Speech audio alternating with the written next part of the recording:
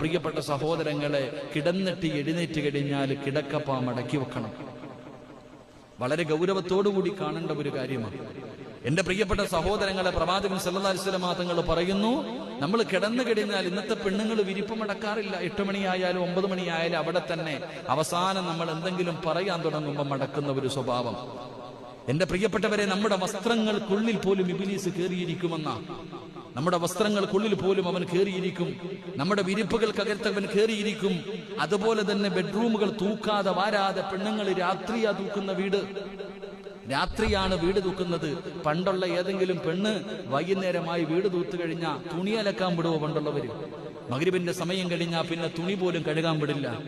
എന്റെ പ്രിയപ്പെട്ടവരെ, വീടിനകത്ത് രാത്രിയല്ല തൂക്കേണ്ടത്, ദാരിദ്ര്യം വരുത്തുമെന്ന് ഹദീസിന്റെ കിതാബുകളുണ്ട്.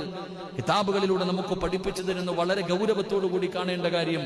അതുകൊണ്ട് നിങ്ങൾ കിടന്നുറങ്ങിക്കഴിഞ്ഞാൽ നിങ്ങൾ എഴുന്നേൽക്കുമ്പോൾ നിങ്ങളുടെ വിരിപ്പുകൾ നിങ്ങൾ മടക്കി വെക്ക്, നിങ്ങളുടെ വിരിപ്പുകൾ നിങ്ങൾ മടക്കി വെക്ക്.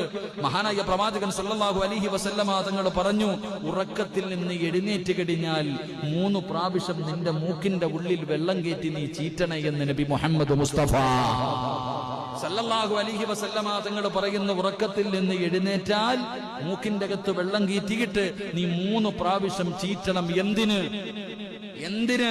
അല്ലാഹുവിന്റെ പ്രവാചകൻ അബൂ ഹുറൈറ റളിയല്ലാഹു തആല അൻഹു ഖാല റസൂലുള്ളാഹി സ്വല്ലല്ലാഹു അലൈഹി വസല്ലം ഇദസ്തൈഖല അഹദുകും മിൻ മനാമിഹി ഫൽയസ്തൻസിർ 3 മറ ഫഇന്ന ശൈത്താൻ. അല്ലാഹുവിന്റെ പ്രവാചകൻ പറയുകയാണ്, രാത്രി കാലങ്ങളിൽ ഇബ്ലീസ് നമ്മുടെ മൂക്കിന്റെ ദ്വാരത്തിന്റെ അകത്ത് കയറിയിരിക്കുമെന്ന അല്ലാഹുവിന്റെ പ്രവാചകനാ പറയുന്നത്.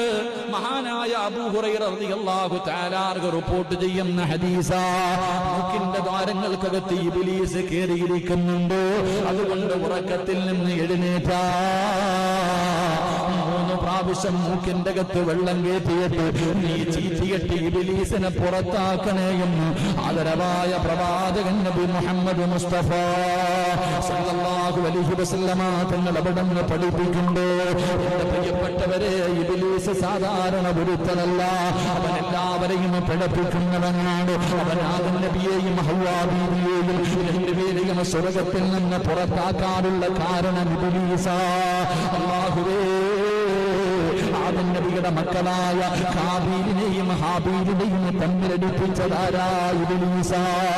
എന്റെ പ്രിയപ്പെട്ടവരെ, മഹാനായ നൂഹ് നബി അലൈഹിസ്സലാം 950 വർഷക്കാലം പടച്ചറബിന്റെ ദീനിന് വേണ്ടി ദഅവത്ത് നടത്തിയ ആ നൂഹ് നബിയുടെ മകനെയും ഭാര്യയെയും പിഴപ്പിച്ച് കളഞ്ഞത് ഇബ്ലീസാ. ഇബ്രാഹിം നബി അലൈഹിസ്സലാമിന് നമ്രൂദിന്റെ